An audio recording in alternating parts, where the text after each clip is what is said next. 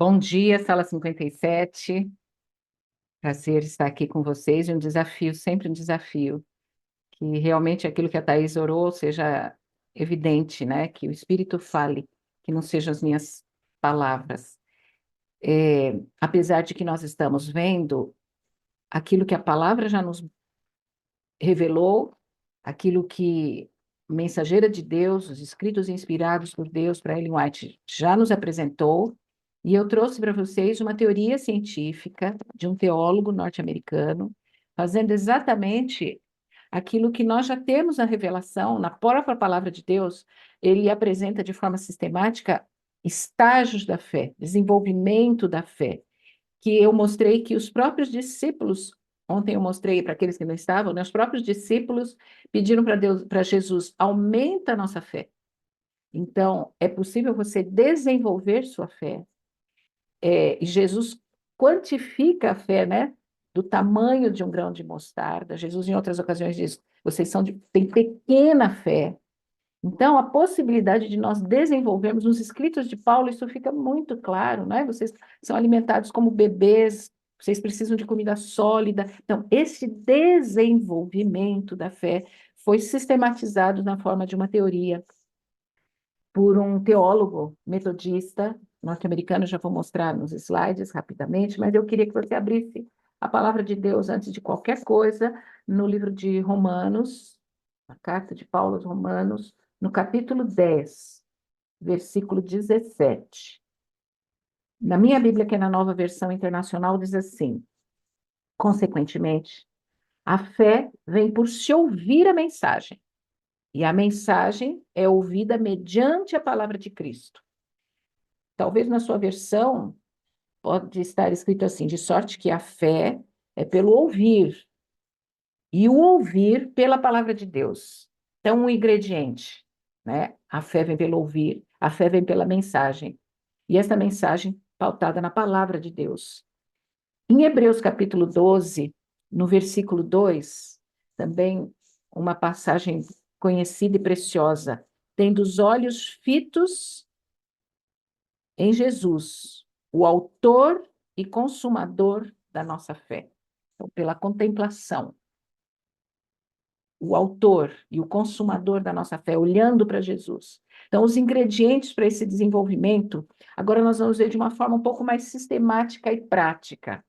Eu vou compartilhar os slides, que sempre, para mim, é um desafio, mas eu espero que vocês vejam. Deixa eu ampliar. Eu ontem não mostrei para vocês, mas aqui está James Fowler, que faleceu, né, que é o professor de Teologia e Desenvolvimento Humano da Universidade de Emory, em Atlanta, na Geórgia, que estabeleceu essa teoria sobre os estágios da fé, explicando que cada faixa etária, de acordo com o desenvolvimento, a partir das noções da psicologia do desenvolvimento, cada faixa etária tem a mente com grau de amadurecimento para compreender. E aí a gente está falando de fé religiosa, porque Fowler defende de que fé é um construto que todas as pessoas possuem, é onde nós colocamos a força da nossa vida, o sentido da nossa vida, a razão da nossa vida, as nossas crenças mais profundas, aquilo que dá sentido para a nossa existência. Portanto, qualquer ser humano tem fé em algo, em alguém, em algum poder, em alguma ideologia, né? Os ateus têm fé. Foi isso que nós introduzimos ontem. E eu gostaria de começar hoje, eu não vou ampliar para não ter risco de travar, é, e eu vou também interromper algumas vezes a projeção, então eu vou deixar assim por enquanto, tá? Eu acho que dá para vocês verem. Eu gostaria de começar para aqueles que estavam ontem e que ficaram um pouco tristes ou desanimados por não conhecerem essas informações e esses preceitos inspirados, né, que nós compartilhamos do Espírito de Profecia. Eu gostaria de começar com essa frase de Ellen White que diz assim: aos pais que começaram errado o ensino, eu diria, não desespereis. E hoje eu vou tentar explicar um pouquinho por que não desesperar, tá? Primeiro, porque o Evangelho tem poder. Graças a Deus, pelas suas misericórdias, pela sua graça, nós conseguimos cola para consertar as fraturas, nós conseguimos linha para costurar os rasgos, e essa cola e essa linha do Evangelho não deixam qualquer margem para defeitos, né? A gente consegue pelo Evangelho a restauração. Mais um pensamento de Ellen White para aqueles que ficaram um pouco tristes ontem. Os anjos estão sempre presentes, onde mais são necessitados. Eles estão com os que têm as mais árduas batalhas a ferir, com os que têm de combater contra a inclinação e as tendências hereditárias, cujo ambiente doméstico é o mais desanimador. Então, aqueles que estão enfrentando lutas, com filhos que estão resistindo à obediência, resistindo à religião dos pais, à fé dos pais, à crença dos pais, aos ensinamentos dos pais com relação à palavra.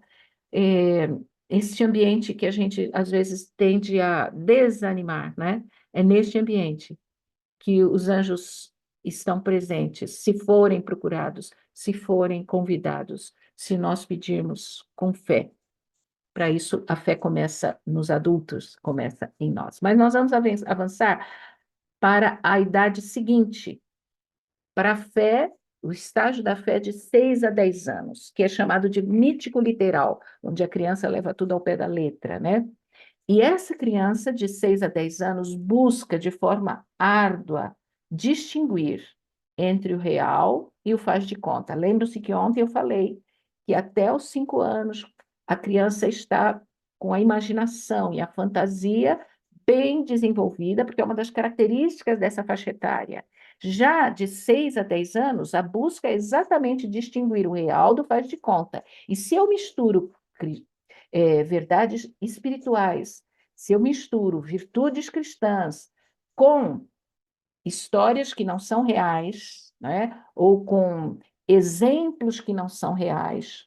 Quando eu uso o animismo, o que que é o animismo? É quando eu digo que o sol tem vida e fala conosco, que a árvore tem vida e fala comigo, que o meu bichinho de pelúcia está falando comigo. Então, às vezes, eu uso histórias irreais para ensinar virtudes morais e espirituais. E isso enfraquece a crença nas histórias da Bíblia, quando eu misturo essas coisas. Eu dei exemplo ontem. Então, hoje eu estou mostrando que a idade seguinte vai lutar para distinguir o que é real do faz de conta, e se eu insisto com esse tipo de histórias, narrativas, eu enfraqueço a crença na palavra de Deus, quando eu misturo essas coisas. O grande dom dessa faixa etária é a capacidade de narrar a própria experiência. Gravem isso. Enquanto a criança, até 5 anos, era egocêntrica e via as questões espirituais como algo dela, então, Deus é meu, né? Ela consegue ter uma experiência com Deus, mas muito pessoal.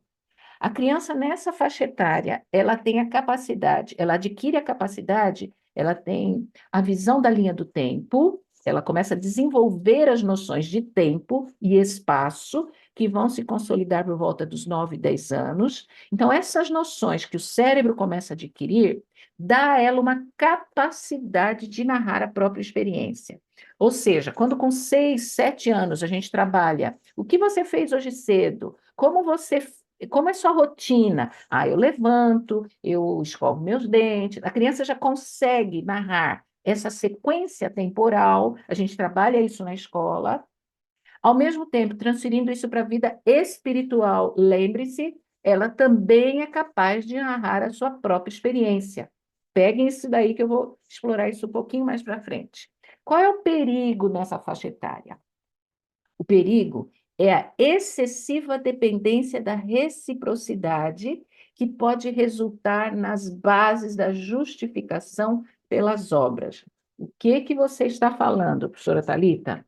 Sabe, isso é um cuidado que a gente tem que ter como pais, como escola. Lembrem-se que ontem eu falei que nessa faixa etária, e eu vou apresentar com mais detalhes, o locus de autoridade se desloca dos pais para os professores.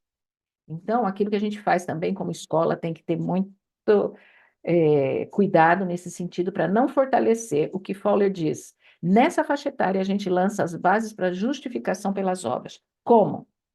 Filho, se você arrumar sua cama, eu te dou R$ 5 no final de semana. Filho, se você passar de ano, eu te dou uma bicicleta. E na escola, se vocês fizerem a tarefa, vocês vão ganhar tantos pontos na nota, ou vão ganhar um chocolate, ou vão ganhar. Aquilo que é dever não se premia. Então, se meu filho tem hábitos, e Ellen White fala muito sobre isso, quando ela narra no livro Patriarcas e Profetas, a história do menino Samuel, que muito novinho foi viver no templo, e que os piores serviços eram dados a ele, desde pequenininho. E ela diz que o serviço modela o caráter, os deveres da vida, os deveres domésticos, diários. Então, essa criança que tem deveres, ela não precisa ser premiada por cumprir seus deveres.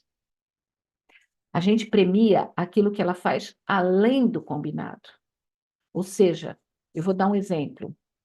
Você está na correria sexta-feira, terminando suas atividades de casa para receber o sábado com tudo certinho, com tudo preparado, e você está com uma dificuldade, você não conseguiu lavar a garagem. Aí você pede para o seu filho de 9 anos, filho, por favor, joga água lá, tira as folhas da garagem para a mamãe, que não deu tempo da mamãe fazer isso.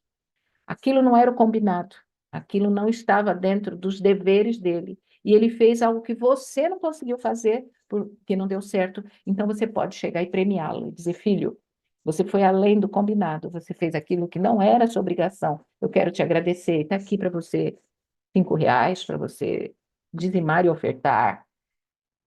Então, quando a gente faz a criança só reagir mediante premiação, mediante bônus, mediante dinheiro, mediante estrelinha, presentinho, isso ela transfere para Deus. E ela vai ser um adulto que vai negociar com Deus. Olha, Deus, eu estou lhe dando, eu estou devolvendo meu dízimo, eu estou ofertando, portanto, eu quero as bênçãos que o Senhor tem para me oferecer. E barganha com Deus, porque ela cresceu tendo a noção de que tudo que ela faz tem que ter compensação. É nessa idade que a gente, como adulto, sem ter noção, lança as bases da justificação pelas obras. Veja que coisa séria que Fowler nos apresenta, né? E que eu, como professora, percebi isso claramente ao longo da minha trajetória. Os alunos só fazem se valer nota. E se você propõe uma atividade, eles perguntam, mas vai valer nota? Se não vai valer nota, eu não vou fazer. Ou seja, isso eles levam para a vida prática e levam para a vida religiosa, tá? Então, um perigo dessa faixa etária, que a gente tem que ter cuidado, é estabelecer compromissos, deveres, sem precisar premiar. Aquilo que é dever, a gente não premia. Se o dever do seu filho pequenininho é guardar os brinquedos na caixa, isso é trabalho dele. É ele quem tem que fazer, não é você.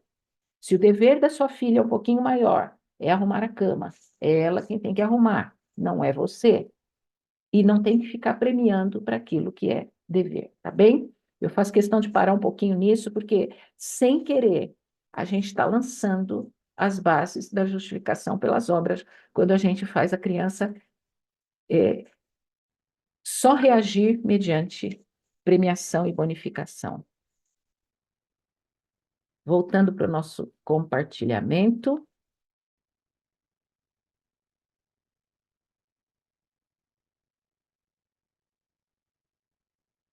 Aproveite a incrível capacidade de memorizar. Ofereça a oportunidade de testemunhar e participar dos projetos da igreja. Vejam aquilo que eu falei. Se a criança é capaz de narrar a própria experiência, ela também desenvolve a capacidade de testemunhar nessa faixa etária. Eu estou falando de toda a faixa etária, tá? De 6 a 10 anos. Isso começa por volta de 8, 9 anos. Eu volto nesse tema quando eu detalhar um pouquinho mais essa idade. O locus de autoridade, então, são aqueles que são investidos pela sociedade, no caso, os professores, que são os adultos que ela entra em contato agora com mais intensidade, e eu destaco a importância de nós escolhermos uma escola que tenha valores semelhantes aos nossos. Por quê? Porque a criança vai chegar em casa nessa idade questionando alguns dos nossos ensinamentos, porque a professora ensinou diferente. E a autoridade da professora passa a ter preeminência. E muitas meninas chegam em casa querendo usar o tipo de adornos que a professora usa, o tipo de roupa que a professora usa, porque a professora passa a ser uma referência de autoridade.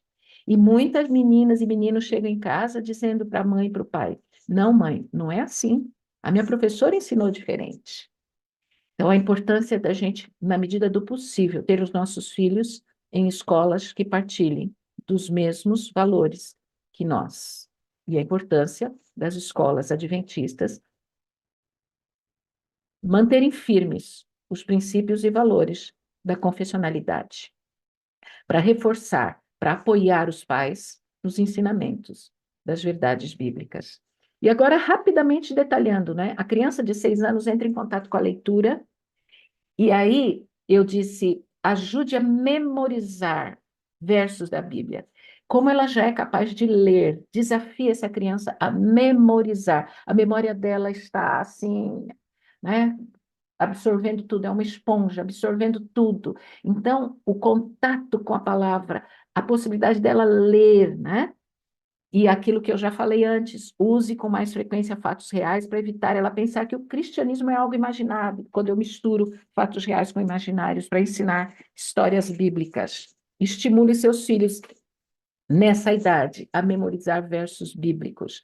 A gente não tem mais hábito, né? Às vezes só os versos da lição e já deixa tudo só para o 13º sábado. Estimule seus filhos. Eu lembro, eu comentei em Maringá 2 sábados atrás, né? A mamãe tinha um quadro dos 10 mandamentos na parede e ela desafiou.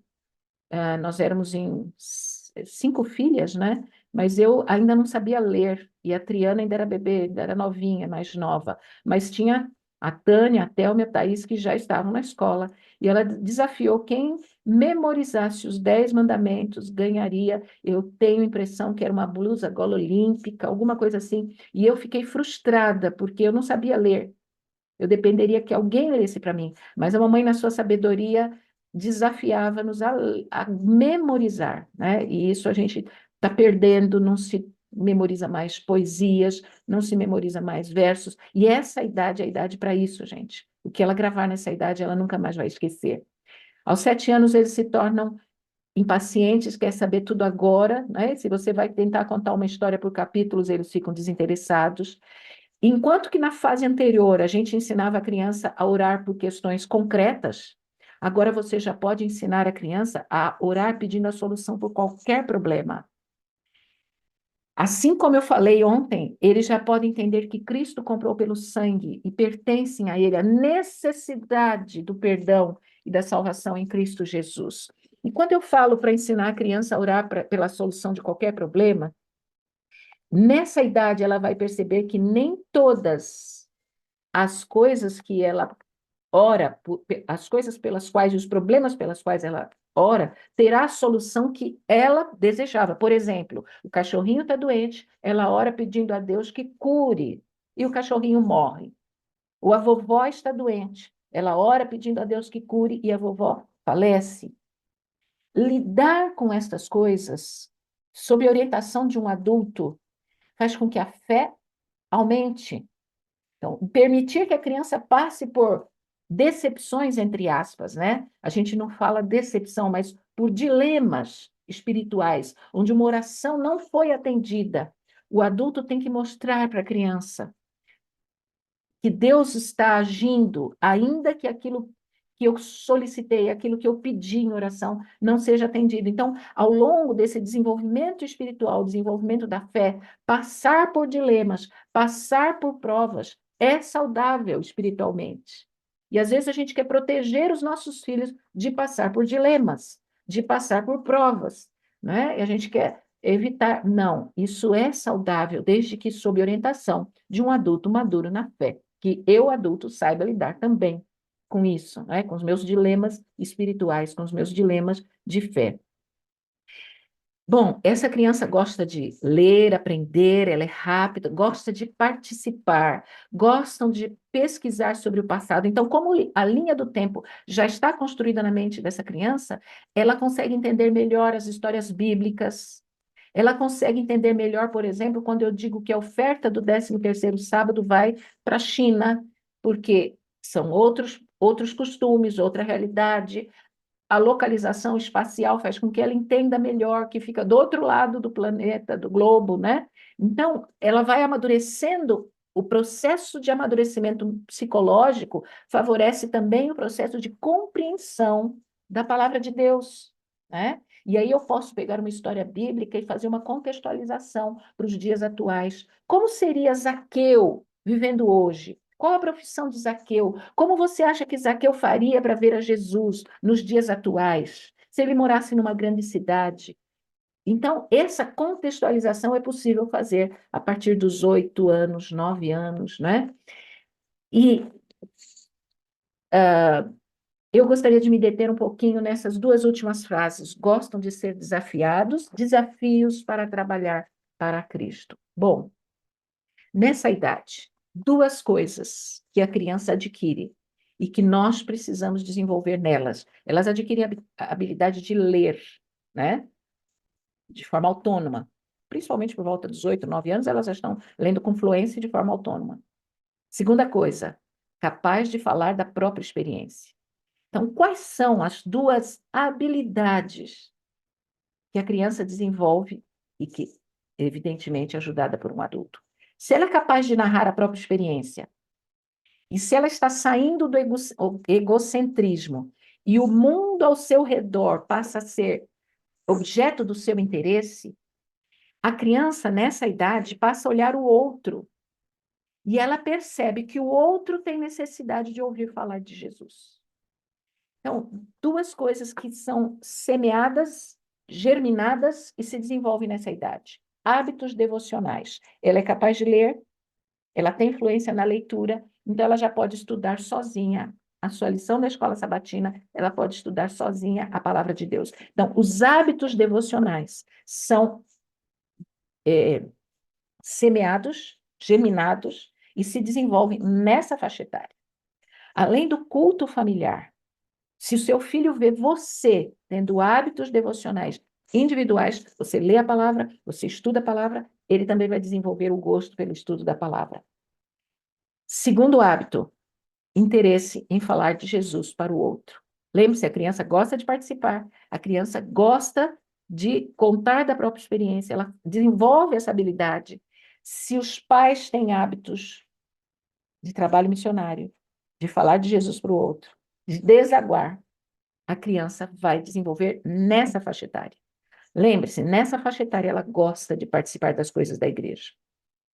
Na faixa etária seguinte, no estágio seguinte, ela não vai gostar de participar. O adolescente não gosta, e tem razões psicológicas para isso, né?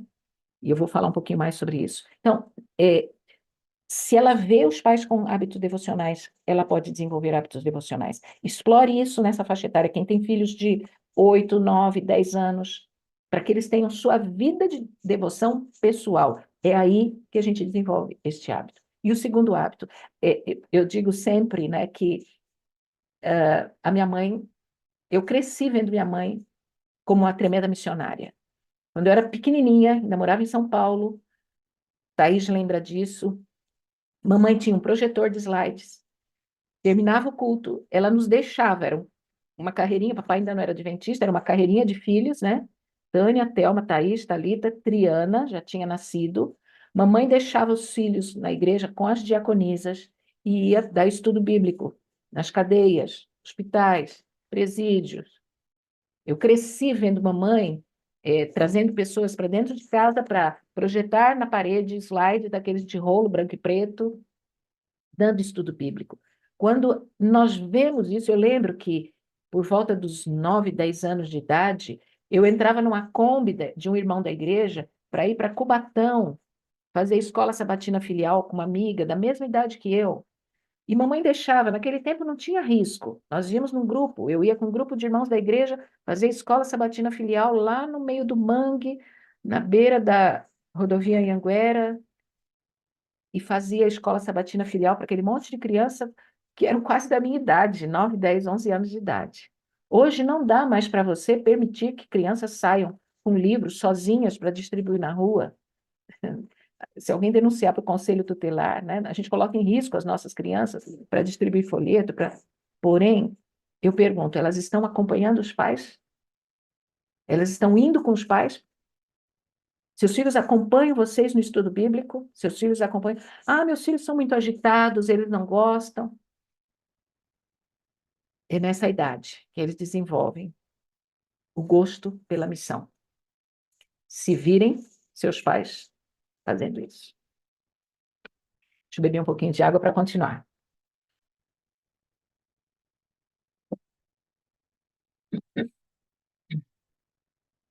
Bom, terminando essa faixa etária, são pensadores, são críticos, têm boa memória.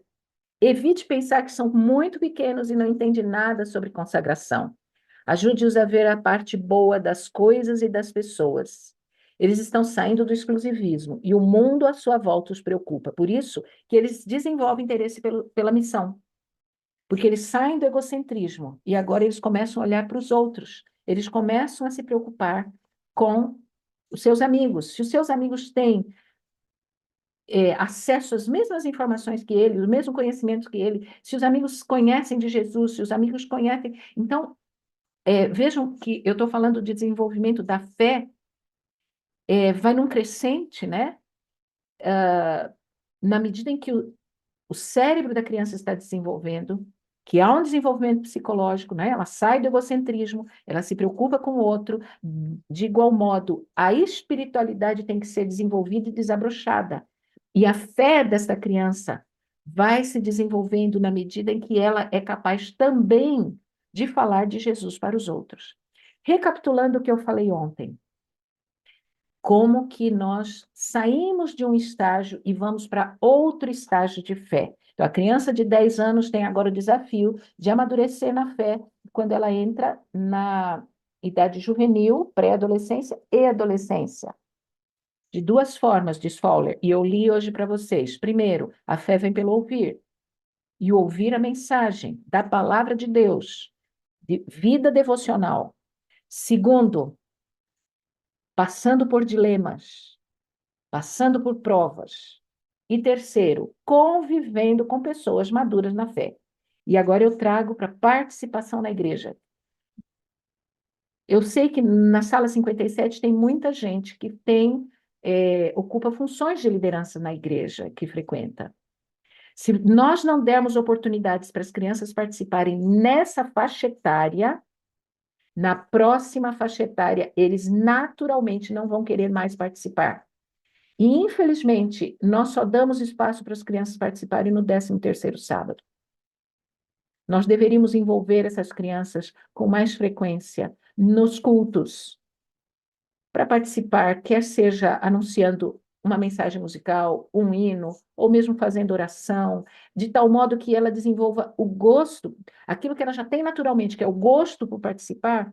Se eu não der chance nessa faixa etária, na adolescência, ela não vai querer pagar mico de ir lá na frente. Por quê? Porque o cérebro dela, na adolescência, adquire um dom maravilhoso, a capacidade de hipotetizar. E ao adquirir esse dom, ela pensa coisas a respeito dos outros, ela cria conceitos a respeito dos outros. Deixa eu só interromper um pouquinho, que eu vou me demorar um pouquinho mais falando para vocês. Na adolescência, então, o trabalho dos hormônios na corrente sanguínea, eu digo que a criança tira a roupa de criança, abre um chuveiro de hormônios, toma um banho de hormônios, e ao sair desse banho, a roupa de criança não serve mais. A roupa de adulto também não serve ainda. E ela fica naquilo, ora comportamento de criança, ora comportamento de mais velho, de jovem, de adolescente, ora quer ser tratada como criança, ora quer ser respeitada e tratada como um jovem né, maior, um adolescente, ora os pais tratam como criança, ora exigem atitudes de mais velhos. Então, é todo um complexo movimento que começa a acontecer a partir desse banho de hormônios, mas a mente adquire o dom de hipotetizar com esse desenvolvimento natural e maturacional. Nessa habilidade de hipotetizar, ela pensa coisas a seu respeito, ela desenvolve conceitos a respeito do outro. Só que ela descobre que o outro também tem conceitos a respeito dela. Então, quando ela vai lá para frente, na igreja, participar, ela sabe que você pensa coisas a respeito dela, que quem está sentado lá pensa coisas a respeito dela. Então, tanto as mudanças no físico a incomodam para ir lá na frente, quanto essa natural capacidade de saber, você pensa coisas a meu respeito, eu estou sendo julgado por você. Então, quando ela vai lá para frente com 13 anos, ela não gosta de ir porque ela sabe que você a julga.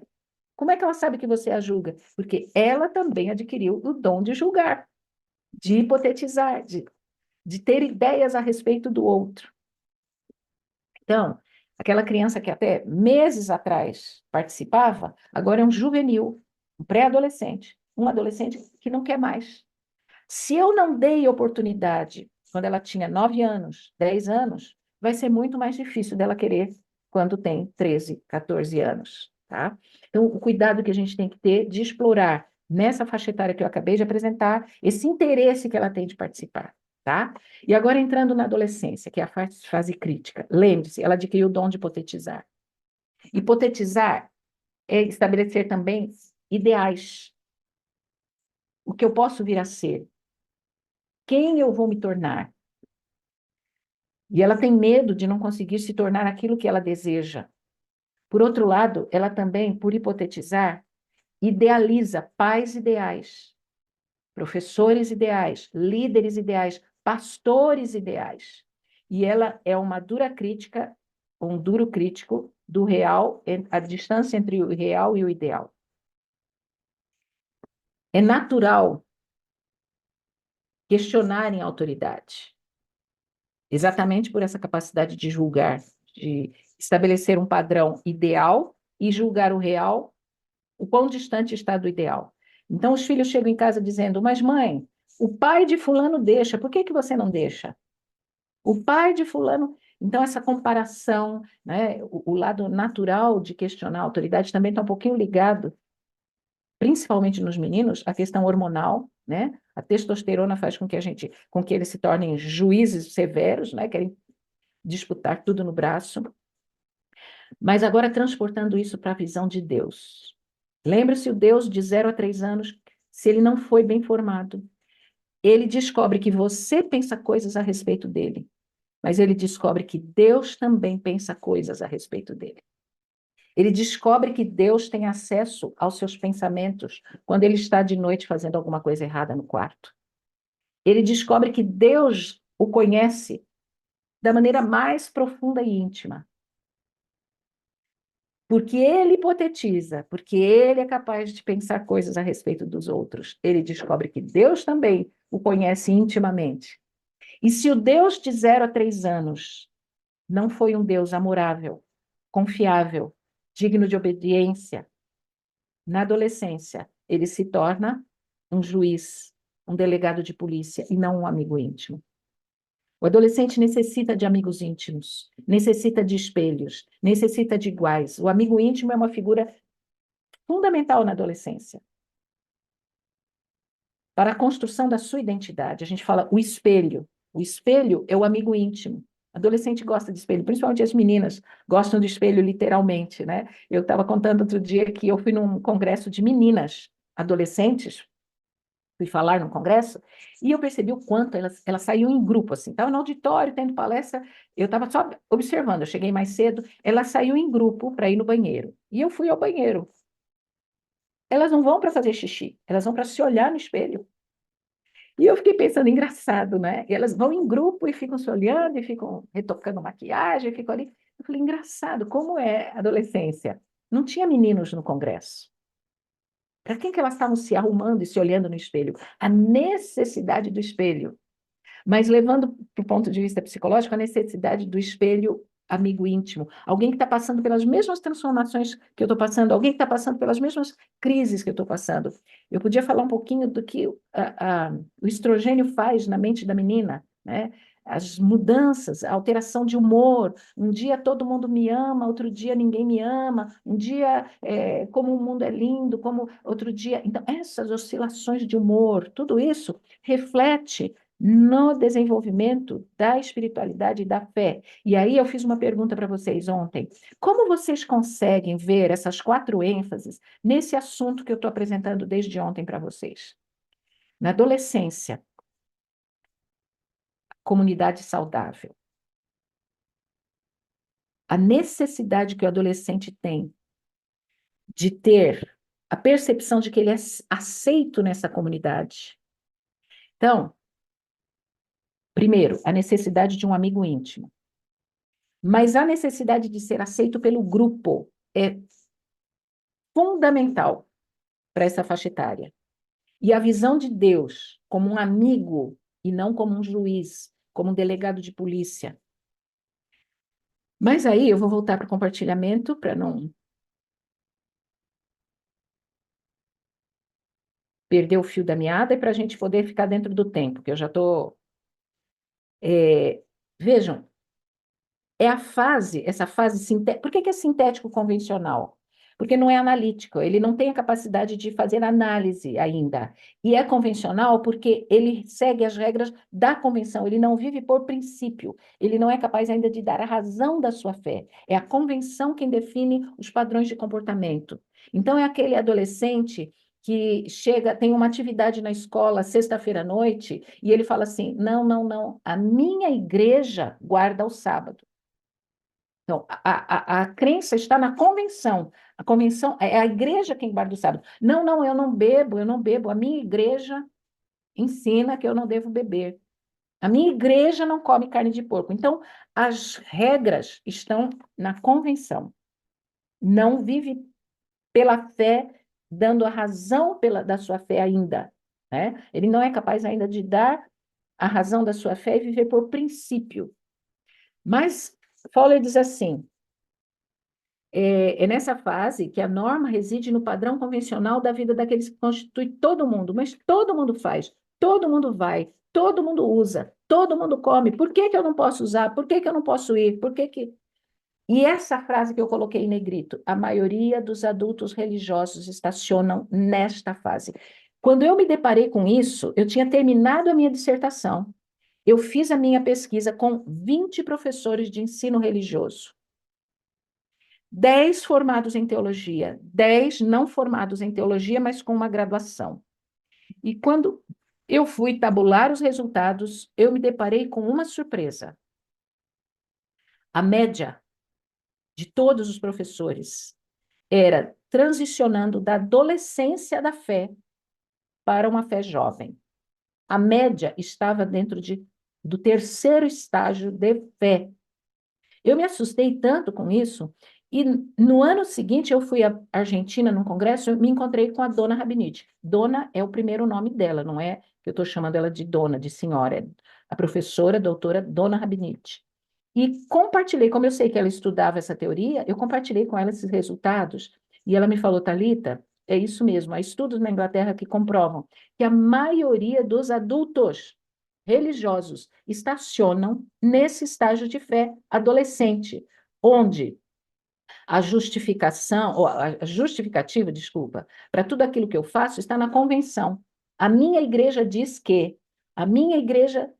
Então, eu fiquei tão assustada com isso, porque depois de muitos anos eu apliquei esse instrumento num grupo de líderes e repeti o mesmo resultado.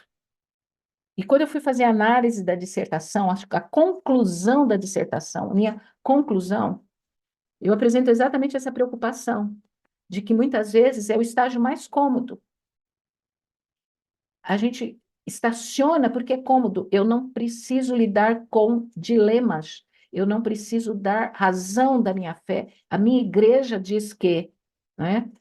Eu não preciso ter a dificuldade de parar e refletir por que que eu creio no que creio, Por que faço dessa forma? E não olhar para os outros, mas olhar para a palavra. Viver pela fé é exatamente eu conseguir romper com esse estágio. O tempo está esgotando, eu não vou ter condição de explorar um pouquinho mais isso, mas eu queria assim que a gente parasse um pouquinho para refletir sobre o nosso estágio de fé. Será que viver pela fé, que é o desafio que Paulo nos apresenta, né? Que lá em Abacuque já foi apresentado, e Paulo repete, o justo viverá pela fé. O que é andar pela fé? Viver pela fé. É conseguir sair desse nível de dar as explicações pela convenção e viver por princípio.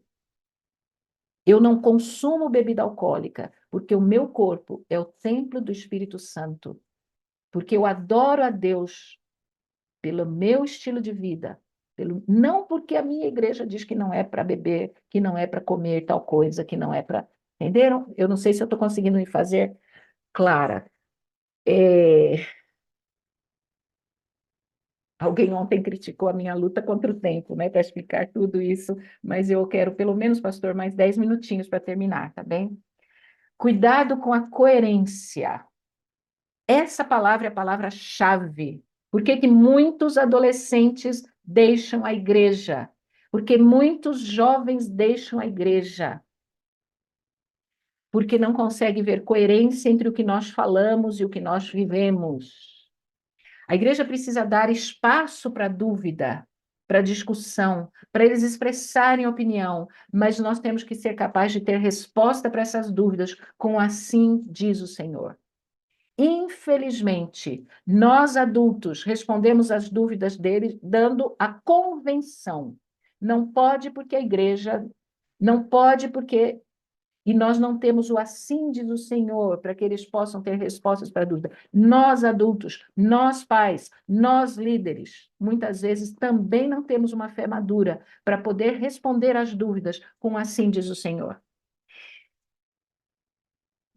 Eu já disse que o locus da autoridade passa a ser o grupo, os amigos, mas o grupo elege quem é digno de ser respeitado.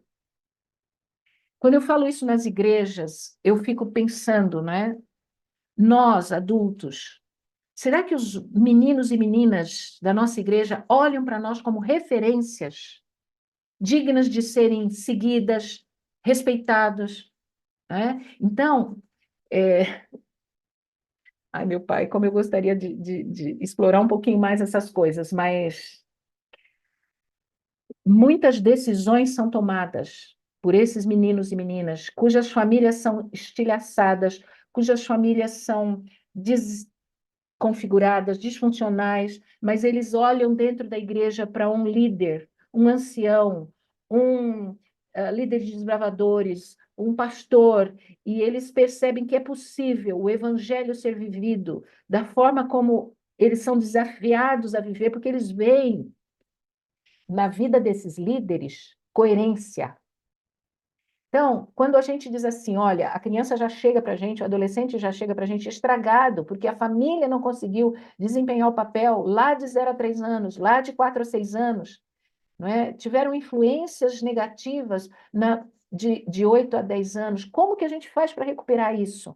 Lembre-se, a autoridade da família enfraquece, mas agora eles precisam de heróis. Eles precisam de referência. E essa referência eles podem encontrar num líder, num adulto que consegue se aproximar desse adolescente, que consegue dar respostas para suas dúvidas, que consegue dar sentido para tudo aquilo que ele está vendo naquela comunidade de fé.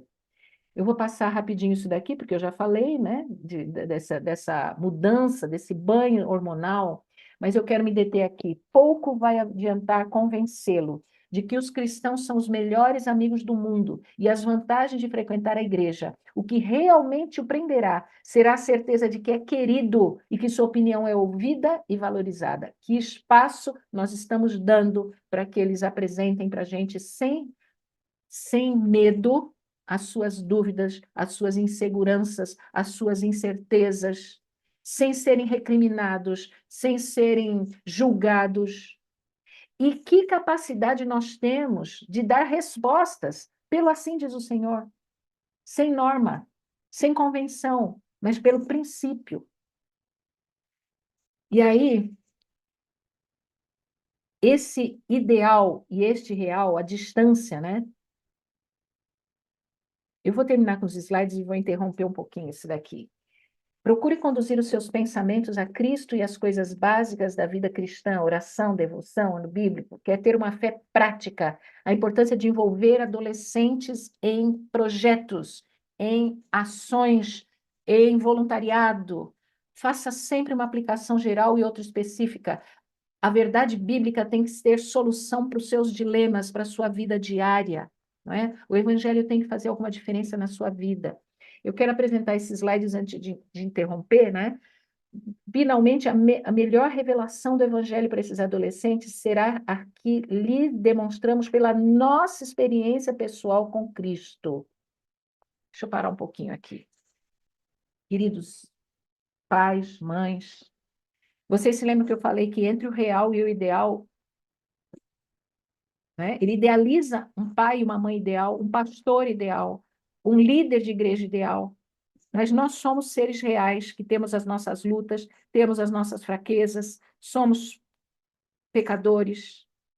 Como que eu consigo restaurar o que foi estragado antes e como que eu consigo equacionar isso daqui? Então, para os pais que disseram assim, professor, eu não sabia de nada disso antes, né? Eu errei com os meus filhos na infância. Como que eu conserto isso? A primeira coisa é se o seu filho é capaz de ver as transformações que o Evangelho fez e faz na sua vida. Se nós temos histórias de fé pessoais para contar para os nossos filhos, de um Evangelho vivo, de um Evangelho capaz de mudar a minha vida e eu poder narrar a minha experiência. Então, como é que eu conserto esse distanciamento, essa falta de coerência que eles percebem com muita facilidade entre o que eu falo e o que eu faço, entre o que é pregado no púlpito e o que é vivido de fato? Um jovem chegou para o pastor na porta da igreja, isso está narrado num livro que eu tenho aqui. Oh, meu pai, não consigo lembrar agora o nome do livro, bem aqui atrás de mim na estante. E um jovem chega para o pastor e fala assim, pastor, como eu posso ter uma vida de fé, uma vida, uma experiência pessoal com Cristo? Isso no final do culto, todo mundo já estava saindo. O pastor e pegou a Bíblia dele e foi abrir. O jovem falou, pastor, pastor, por favor, não me mostre na Bíblia, me fale da sua experiência com Cristo. Me fale da sua vida de fé. E eu sempre digo, o que nós temos para contar da nossa experiência de fé, aquilo que nós estamos conquistando na nossa jornada de desenvolvimento da fé. Ser capaz de chegar para um filho adolescente e dizer, filho, eu erro, eu tenho lutas, eu tenho dificuldades, mas pela graça eu tenho conseguido vitórias. Jesus tem sido meu amigo e contar fatos da sua vida, de vitória que você está obtendo. Isso faz com que o adolescente entenda que, de fato, aquilo que nós falamos é possível se concretizar numa vida de fé. Eu digo que cada estágio da fé nós temos desafios. Em cada nível desses, nós temos desafio. Eu disse que os adultos se acomodam no estágio 3. Não dá tempo hoje de falar do estágio seguinte, que é o que o jovem deveria chegar, que um adulto deveria chegar, pelo menos no estágio 4, né? Como é que a gente transiciona do 3 para o 4? Mas o que eu queria dizer é que quando nós convivemos com pessoas maduras na fé, coerentes, nós conseguimos tirar esse desnível entre o real e o ideal. O adolescente consegue ver pessoas de carne e osso que vivem o evangelho. E eu digo que cada estágio há um desafio a ser vencido para a gente poder... Lembre-se, eu falei, como é que se desenvolve na fé? Passando por dilemas. Na minha adolescência, eu tive um dilema. O meu dilema espiritual foi quando um teologando chegou na minha igreja, pregou sobre a primeira carta de Pedro, quando fala que nós somos coparticipantes da natureza de Cristo. Quando ele leu essa passagem que fala de nós sermos coparticipantes, eu pensei, como adolescente, peraí, se a Bíblia está dizendo que eu posso ser semelhante a Jesus, ser coparticipante da natureza de Cristo, eu tenho que encontrar alguém nessa comunidade de crentes. E vejam que quando eu nasci, minha mãe já era adventista. Eu tinha referência na minha casa, mas na minha adolescência eu falei: se alguém pode ser parecido com Jesus, eu tenho que encontrar nessa comunidade de crentes alguém que se pareça com Jesus. Do contrário, isso daqui é fábula, é balela. É impossível. E eu me lembro que eu recebi um convite para ir num acampamento em Itaipava. E lá em Itaipava, reunido um grupo de pastores, líderes de jovens. Pastor Arlindo Rossi, que participou da Sala 57. Pastor José Maria Barbosa da Silva, pastor Mário Veloso.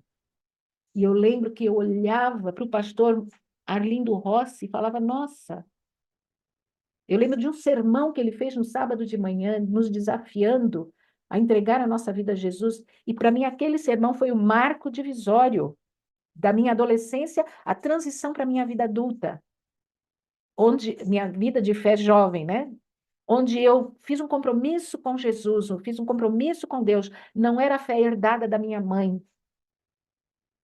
Eu lembro perfeitamente o dia em que eu falei: não é porque minha mãe segue essa fé, eu vou seguir pelo meu compromisso pessoal com Cristo, que eu saí da convenção para uma experiência mais íntima. Pastor Mário Veloso, eu olhava para ele e falava: como ele se parece com Jesus? Como ele se parece com Jesus? E eu louvo a Deus porque eu pude encontrar na minha jornada cristã muitos outros líderes e irmãos que se parecem com Jesus, vencendo o meu dilema de adolescente. E eu quero terminar com uma história não, com a minha experiência, né, de adolescente, para vocês entenderem. A força, quando você diz assim, enfraquece a autoridade dos pais. E eles precisam encontrar na comunidade referências. Eu me lembro de na transição, né, na idade de juvenil, por volta de 11 anos, 12 anos, quando chegou na minha igreja uma professora que reuniu um grupo de juvenis num galpão no fundo da igreja.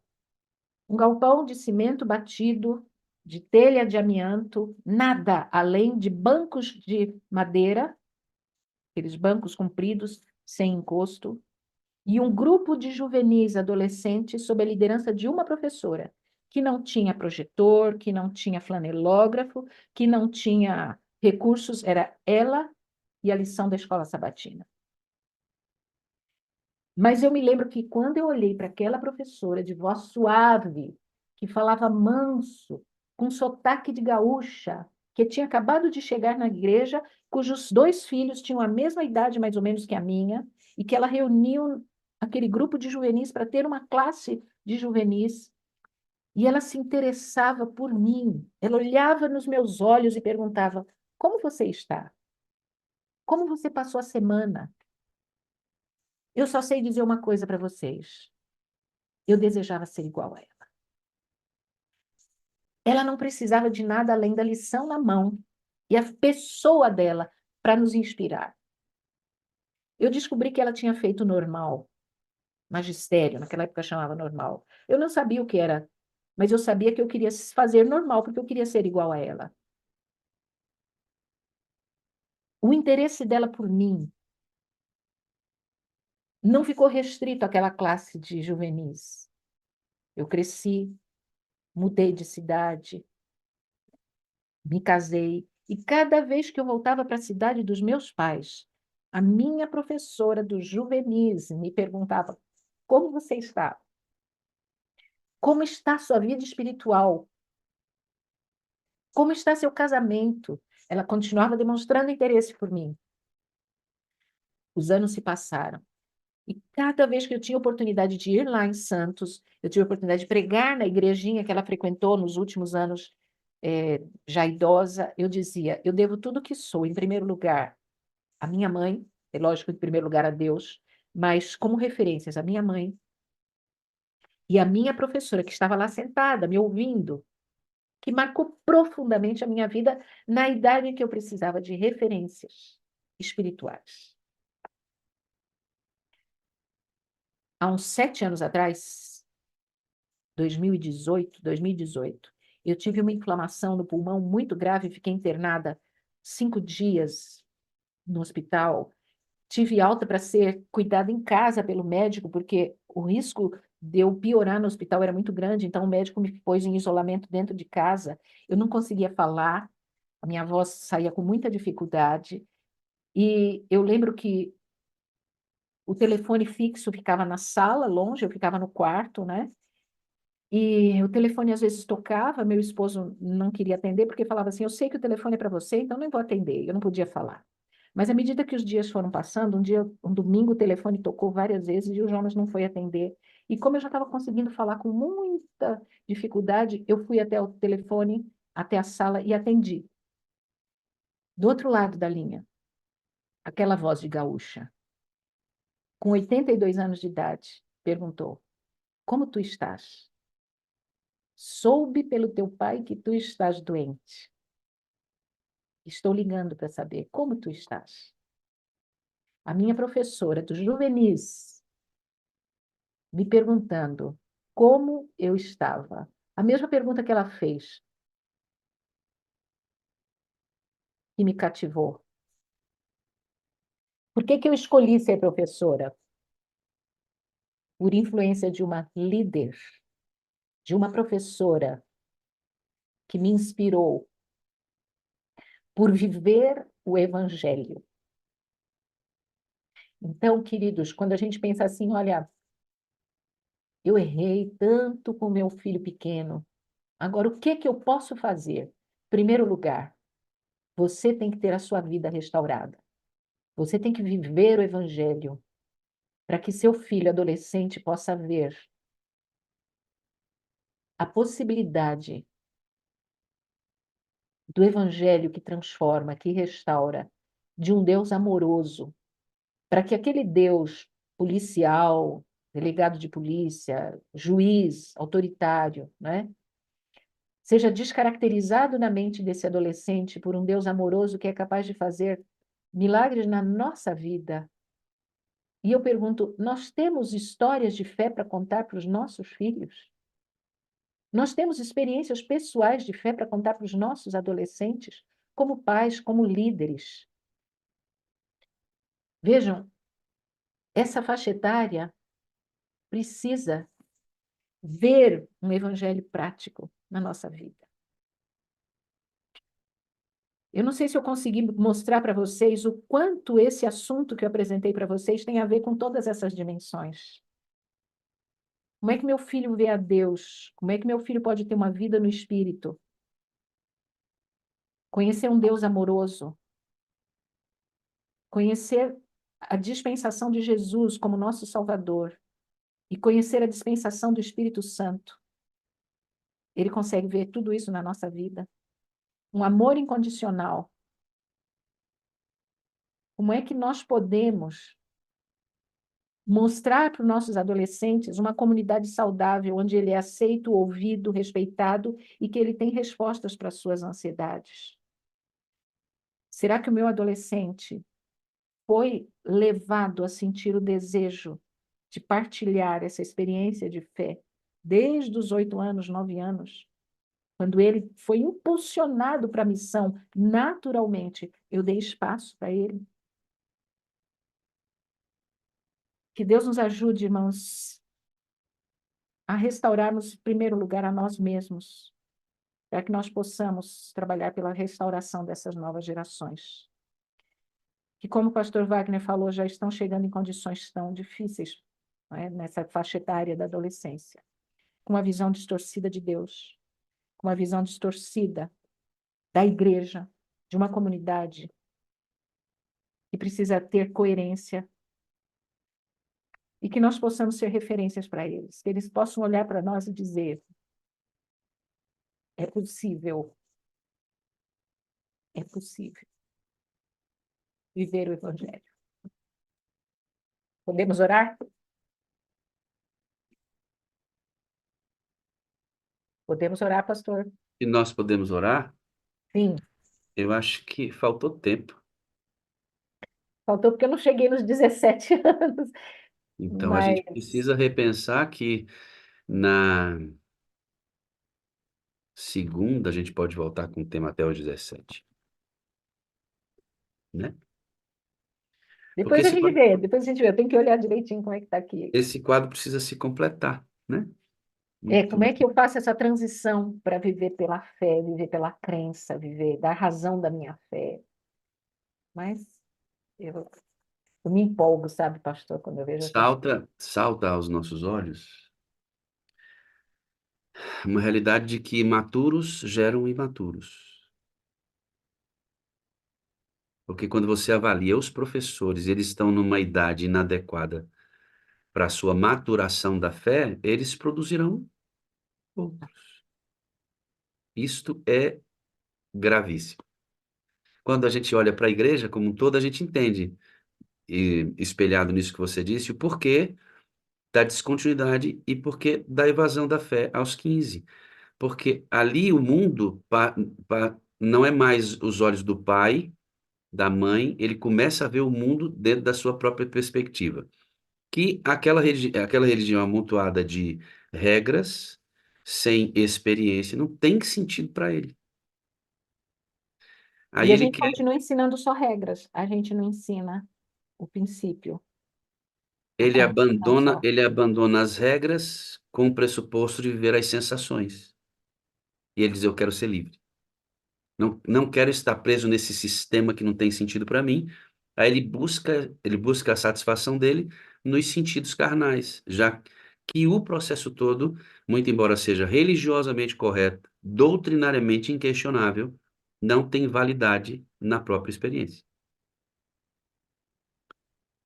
E ele não consegue ver coerência, né, entre o que a gente fala e o que de fato a gente faz. Mas eu assim, se eu pudesse, né, mostrar de 0 a 3 anos, desemboca na adolescência, a minha visão de Deus, que foi mal construída lá, chega aqui.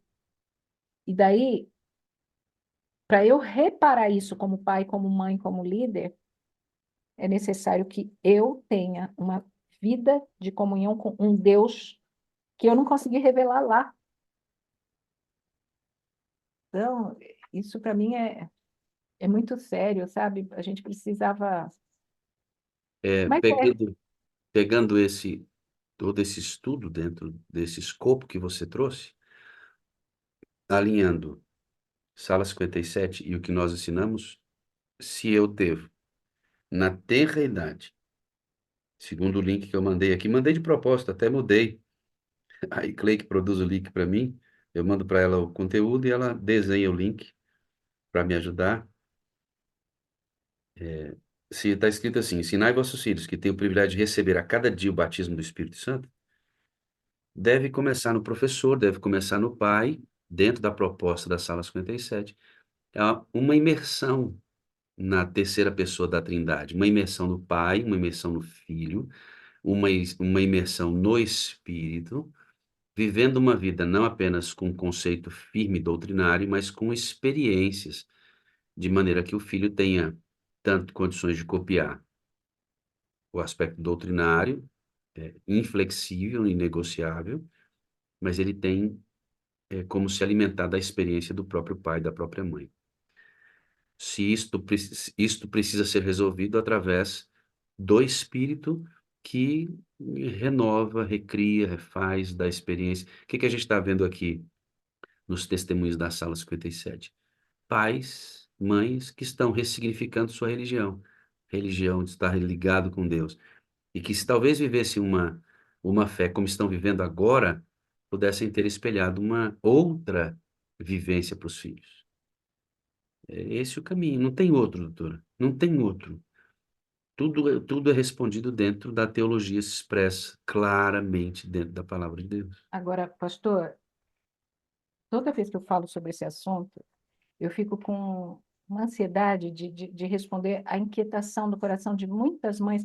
Uma vez eu fui falar sobre isso para pais de desbravadores no Rio de Janeiro, na Igreja Central do Rio de Janeiro.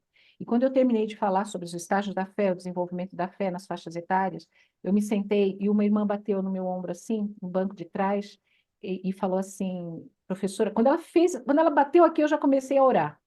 Senhor, me dá a resposta certa para a pergunta dessa mãe. Professora, eu fiz tudo o que a senhora falou. Eu fazia o culto em casa, eu comprava lição da escola sabatina, eu pus meu filho na escola adventista, eu mandei meu filho para o internato e tal, e tal. Eu fiz tudo. Meu filho cantava no conjunto tal, no internato tal. Hoje, eu não sei onde meu filho está. Ele é usuário de drogas. Ele está em alguma calçada caído de alguma cidade que eu não sei nem onde. Onde foi que eu errei? Quando ela me fez essa pergunta, eu virei para ela e falei assim, irmã, onde foi que Deus errou? Aí ela parou assim. E sim, porque um dos filhos dele não quis. Um dos filhos dele se rebelou. Onde foi que Deus errou? O livre-arbítrio e o amor permite a liberdade. E mesmo fazendo tudo certo, eles têm escolhas que envolvem a liberdade. Então eu costumo dizer assim, olha, mesmo fazendo tudo, seu filho tem a escolha e pode querer seguir outro caminho. Mas a chance de dar errado você não fazendo é muito maior. E outra coisa, quando você fez, se aproprie das promessas de Deus. Você tem condição de se apropriar das promessas e orar. E eu costumo terminar lendo Jeremias 31, 15 a 17, que fala: os seus filhos voltarão da terra do inimigo. Então, é acreditar, né, no poder de Deus, de tomar os nossos filhos onde eles estiverem, os tomar pela mão, levantar e devolver ao seio da comunidade de fé e às famílias. Então, não duvidar do poder de Deus. Eu perguntaria para essa mãe: você fez tudo isso, colocou o seu filho na escola adventista, você deu lição de escola sabatina para ele, você fez o culto com ele, você levou à igreja, colocou seu filho na sequência do Ministério da Criança, lá do rol do berço até a adolescência, a juventude, colocou no Clube Desbravador. Isso basta.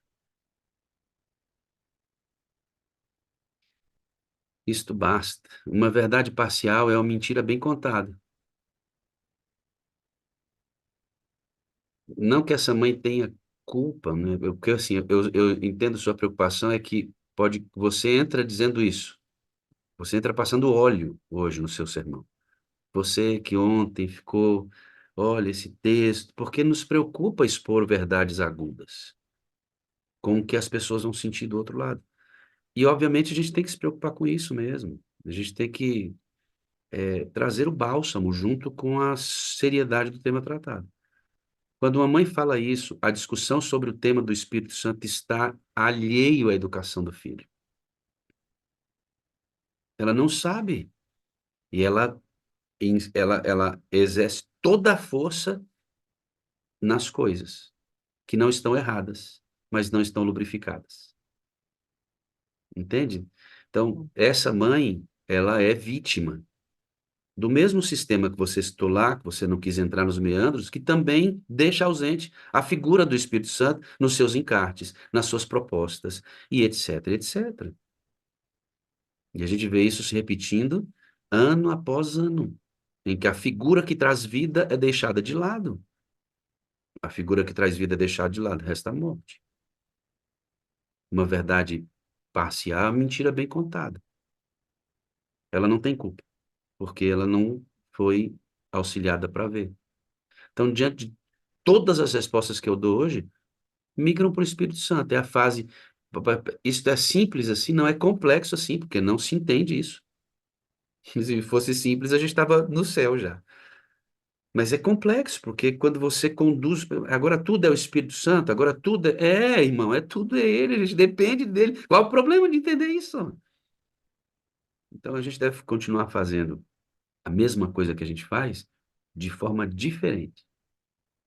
Sabe o que que eu entendo? A gente só precisa lubrificar a máquina. Lubrificar a educação dos nossos filhos, lubrificar esse culto, lubrificar a nossa liturgia, lubrificar a minha adoração pessoal, lubrificar a nossa. Sabe, tá precisando do óleo. Na hora que a gente entender que é isso que falta, pronto, a gente tem. É simples assim? Não, é complexo assim. Porque ele é estranho a tudo isso. Não que ele queira, é porque eu vou colocar uma margem.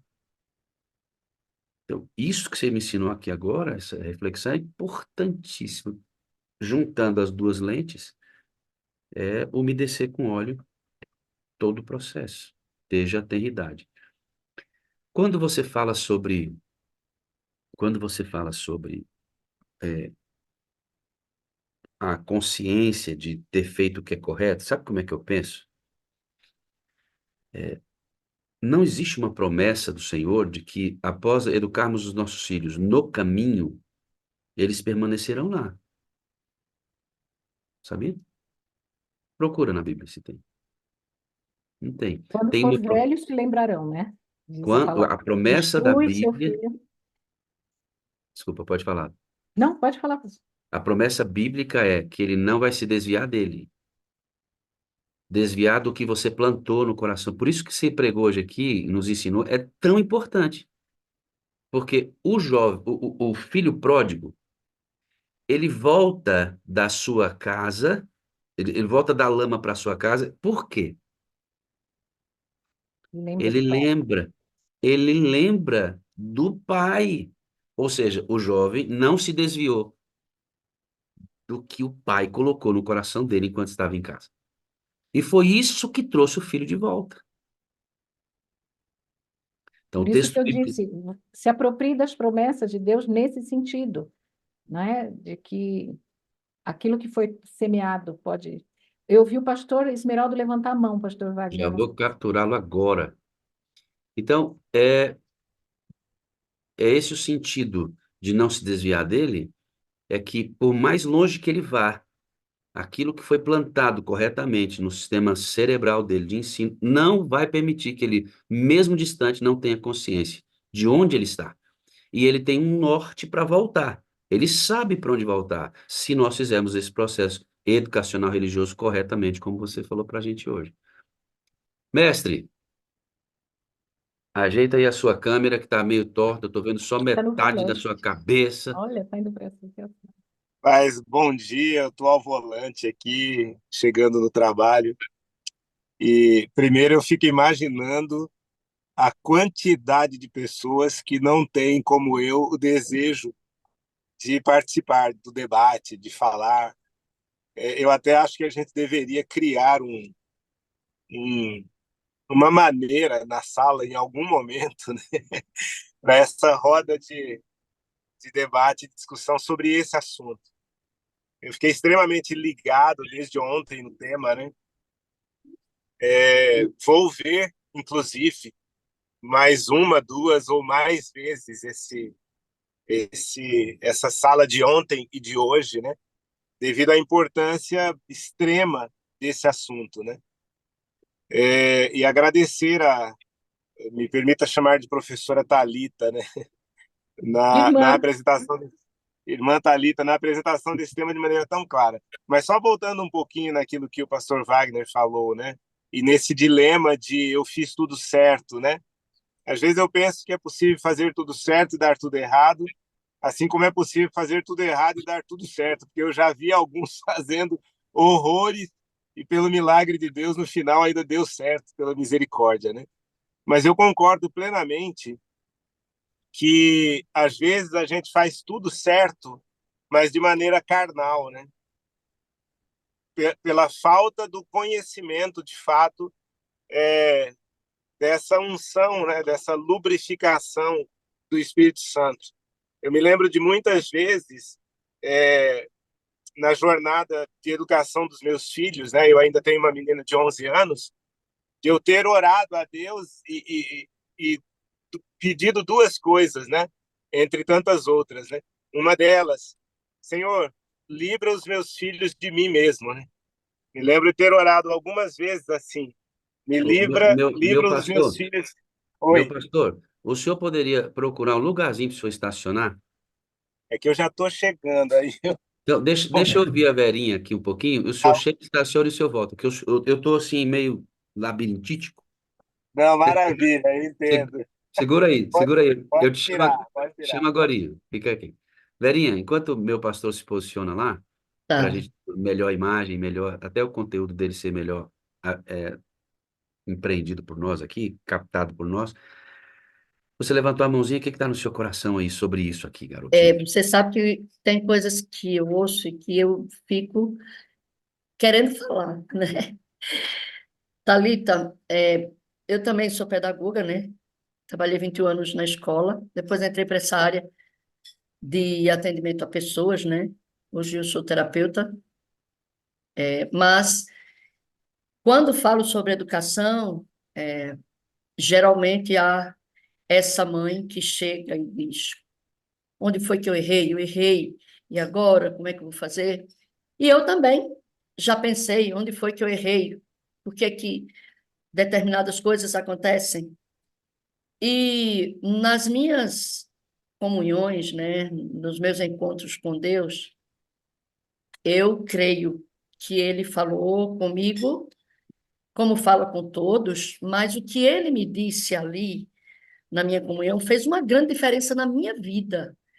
E quando falo de educação, esse fim de semana vai entrar a educação também, vem isso, e eu falo para eles, e depois as mães, os pais chegam para mim, por um motivo específico, Deus nos criou livres. Deus criou livres. Então, eu posso ser a mãe mais santa do universo, o pai mais santo do universo, posso ter um filho que não quer seguir ao Senhor, nem com o meu exemplo, nem com o exemplo que Deus dá para eles através do seu filho. E eu posso ser a mãe mais carrasca, mais miserável, que é muito difícil ter um assim, mas, né? E o meu filho, pelo livre-arbítrio e por ter conhecido a Jesus, em um determinado momento, tocado pelo Espírito Santo, entrar no céu. Então, o que é que acontece para mim? O que Deus me falou, eu disse: olha, eu perdi até essa parte. Não te Exatamente. desespera, eu perdi até essa parte. E na terra, eu perdi tudo. Foi assim que eu ouvi o Espírito Santo falando para mim. Na terra, eu perdi os dois. No céu, eu perdi até essa parte. Mas eu dei tudo, meu filho. E aqueles que quiserem, não é, terão. Então, o que é que ocorre? Eu não posso me abster de fazer tudo. Quero te parabenizar, que palestra, que fala extraordinária. Amo isso, trabalho com isso, sou apaixonada, amo neurociência. E eu pedi a pastor Wagner: pastor, botar ela para falar mais uma vez, para ela falar tudinho, não faltar nada, deixa Deixa, ela falar mais, até sexta-feira. Porque olhe foi bem. bom demais, a família precisa muito, muito disso. O, Então o- é isso, mães, descansem no Senhor. Já foi. Agora é clamar ao Espírito Santo diariamente. Converte meu filho, transforma meu filho. deixa eu trazer a Dá logo Delmarina. para dele. Deixa eu trazer a Delmarina E o aqui. pastor Esmeraldo já está. Já já Tá. eu já chamo. Obrigada, Delmarina, Verônica. Eu fico até constrangida, né, de falar essas coisas diante de você. Eu sei que você tem muito De conteúdo, mim? claro, mas eu agradeço porque você tocou exatamente naquilo que eu acredito, né? A Isso. liberdade e o amor são princípios do reino de Deus. Eu é que te admiro, mulher. És Imagina, poderosa. a gente tem que se encontrar pessoalmente para dar um abraço. vamos lá. Meu pastor Esmeraldo, continue agora na melhor situação. Delmarina, minha filha, cadê você? Eu quero que você participe também. Estava com a mãozinha aqui, que vai ser legal ouvir a Delmarina. Se ela voltar, talvez a internet dela tenha caído. Meu pastor, o senhor estava dizendo. Maravilha, obrigado aí pela paciência, né? Mas olha, eu concordo com a Verinha, né? Eu acho que a Thalita deve voltar com uma jornada, na verdade, né? Não mais uma vez, mas com uma jornada principalmente porque o assunto ele é nevrálgico e de uma fase, né, especialmente essas primeiras, né, que poderá mudar todo todo o trajeto, todo o roteiro, né, todo o roteiro. Então eu dizia que algumas vezes eu orei a Deus, muitas vezes, na verdade, pedindo para que Deus livrasse os meus filhos de mim mesmo, né? Porque a gente tem consciência de que por melhor que a gente faça, a gente comete erros, né? Não tem jeito, porque envolve a nossa cultura, a nossa própria educação, a nossa própria história, o nosso temperamento, o dia que nós estamos vivendo, né? Que às vezes nos leva a ações até inadequadas, né? E Deus, na sua infinita misericórdia, vai protegendo os nossos filhos de nós mesmos, né? De nós mesmos. E eu fecharia reforçando, né, aquilo que o pastor Wagner disse, né? Que, de fato, o carnal e o espiritual, é isso que vai fazer a diferença. Vai fazer a diferença em mim como educador, pai, vai fazer a diferença em mim como educador, professor na rede de escolas ou em qualquer lugar que eu esteja, né? E são muitas peças no tabuleiro é, participando desse processo de educação. Daí a importância daquela primeira fase, né, que a Thalita falou, né? Eu fico pensando que parece até injusto, né? Porque no momento pensando numa construção, né? No momento mais importante da construção, eu não tenho escolha, né? Eu dependo de pessoas para isso. Olha que parece até injusto, né? E depois dessa primeira fase, o que vem é só arquitetura, é o recheio. E aí, se eu vou suportar tudo que vai ser colocado depois nessa construção, vai depender das bases que foram lançadas, né? Mas aí o que acontece, né? Deus, eu já vi construções perto de cair que a engenharia trouxe uma tecnologia que faz escoramento, que consegue reestruturar. Agora imagina e pensa Deus nesse processo, né? Nós identificamos depois que amadurecemos material inadequado que foi usado pelos nossos pais na nossa própria formação, na nossa estrutura. E aí, quando nós observamos isso humildemente, né, aí entra a nossa vez também de falar: Deus, por favor, reforça, coloca um reforço aqui nessa base que foi usado cimento de segunda, né, que o ferro não tinha o calibre apropriado, e Deus, na sua misericórdia, com a sua engenharia infinita, né, ele consegue reestruturar tudo isso, né? E os pais que erraram, primeiro precisa ser humilde, né? Porque às vezes a gente fica maquiando também os nossos próprios erros, né? Ao invés de dizer, nossa, eu pisei na bola naquilo ali, nossa, Senhor, tenha misericórdia, reverte o quadro, né?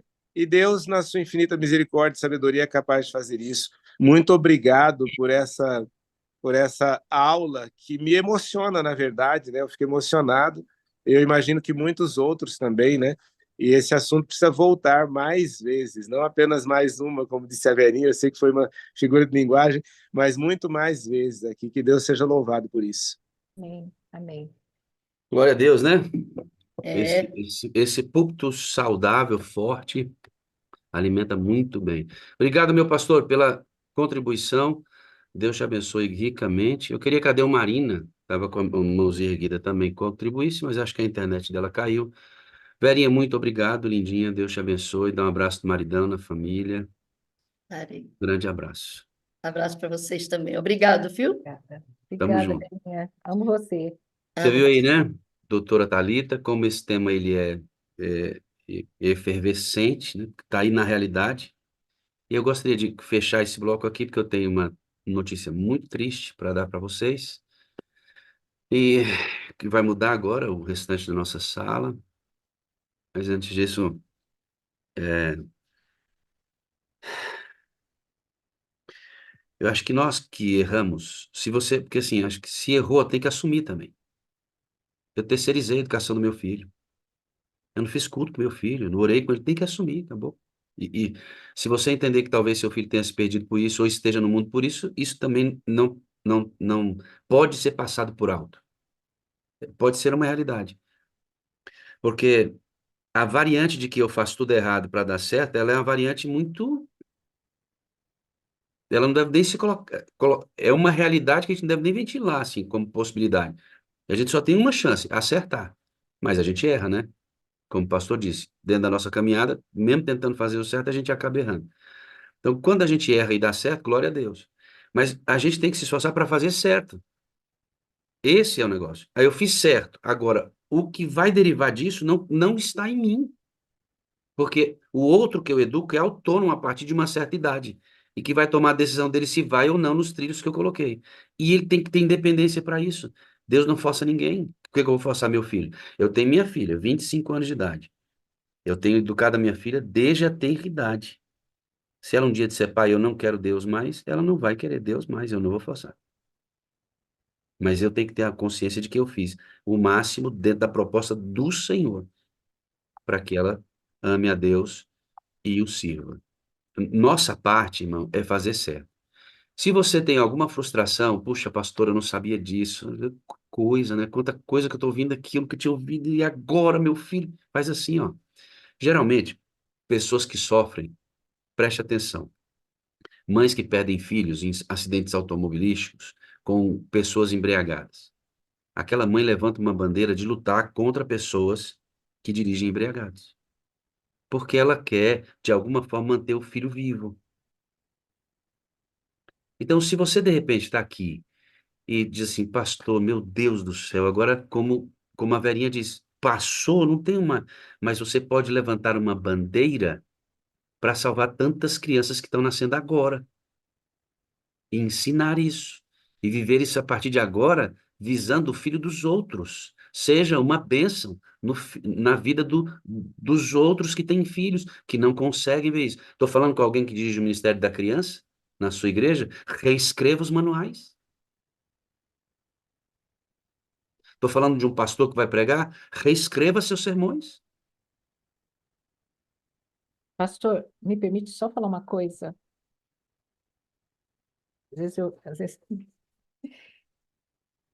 quando a gente fala de novas gerações, à luz desse estudo que eu fiz,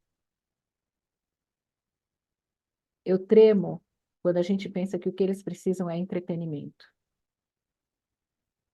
Eu tremo quando a gente, como comunidade, fica encontrando alternativas para prendê-los por meio do entretenimento, por meio do Estímulo-resposta. evento, por meio do.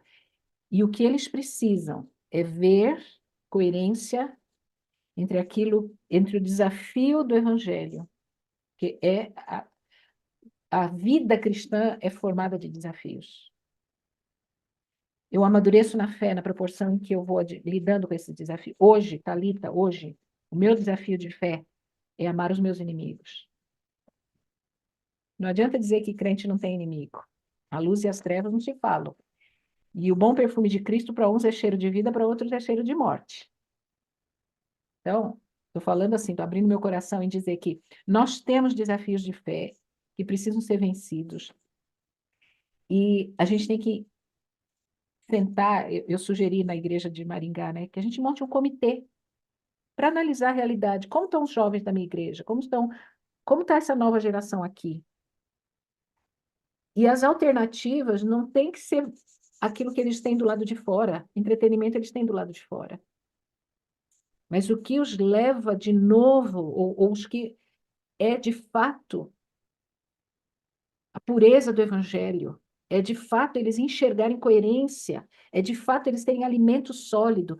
Se o senhor permitir que eu fale então sobre juventude, eu vou mostrar os estudos que existem sobre a evasão dos jovens da igreja. O que de fato atrai um jovem na igreja, vocês vão ficar surpresos. O que faz um jovem ficar na igreja? Existem pesquisas sobre isso, existem documentos sobre isso. E se der certo segunda-feira, eu já respondo aqui ao vivo e a cores, eu vou mostrar para vocês e vocês vão se surpreender, porque às vezes a gente está achando que o que prende essa moçada, o que prende o adolescente, é aquilo que ele tem de sobra do lado de fora. Entretenimento, Vamos para luz, segunda-feira. Vamos para cores. segunda-feira com isso? Obrigado, vamos orar? Santo Deus e eterno Pai, nós agradecemos por tudo que vimos até aqui e rogamos, Senhor, que a tua graça seja suficiente para todos nós. Educar filhos no mundo como o de hoje precisa de pais maduros e nos ensina, Espírito Santo, a amadurecer na fé, de maneira que sejamos referência para não só para os nossos filhos, mas para a juventude da nossa igreja. Para a juventude da nossa igreja. Segunda-feira a gente vai completar esse quadro falando agora da juventude, dos jovens, em que todo esse conteúdo que vai ficar disponível sirva de alimento para as nossas igrejas. Obrigado por se mover aqui, Espírito Santo, por Jesus.